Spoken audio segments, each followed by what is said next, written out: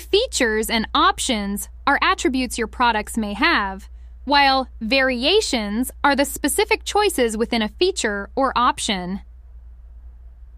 So how do you know if you should create the variations from a feature or an option? If the variations would require their own SKUs or inventory tracking, then you would use a feature. If you don't need SKUs or inventory tracking, then you would make these variations for an option. Let's take our sample listing for wool winter hats. If you keep all the wool material in stock and make them to order based on the colors chosen by the customer, then you probably won't need special product SKUs or inventory counts. So here, you would create an option. And since this is a new option for your shop, you would add it in the text box.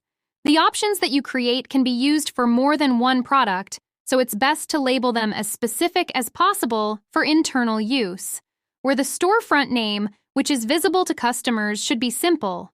If I only offer these colors for my wool hats, then I can name the option hat colors.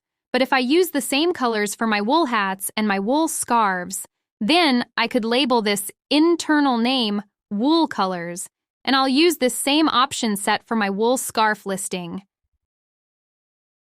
Here, in the scarf listing, you can see the option for wool colors is already available since we created it for the wool hats, so we'll just select it here.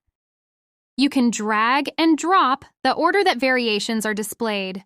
Let's say you have some colors that you charge extra for. You can have those price adjustments in the specific variations, and they will show up as an extra charge on the product listing. But be advised, if you're sharing an option with several products, when you add a price adjustment in one product, it will affect all the product listings, sharing that option. Now, let's say you make leather masks and keep them in stock in a few sizes and colors, and you also want to charge more for the larger size. Since you're keeping inventory, you probably want to assign SKUs and inventory counts to each variation, so you would create these variations from features. Since these features aren't yet used in your shop, you would create them in the text box and add their variations.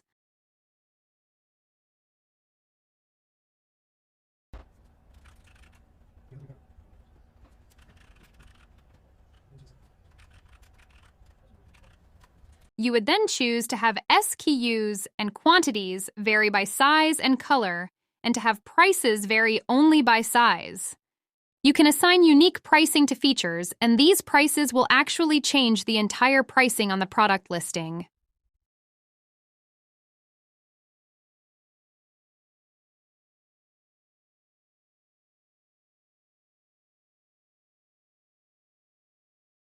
Let's take a look at the product preview page with these features added. You'll notice that assigning unique pricing to features will change the price on the product when a variation is chosen. Let's show how this listing would look if you used both features and options. Let's say you offer an option for the ears on the mask to be polished.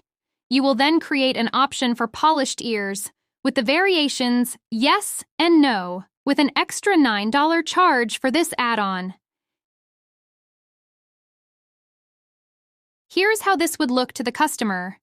You'll notice that while the variations from the features will change the listing price, the price adjustments from the option you created will not change the listing price, but will display the additional charge that will be added upon checkout.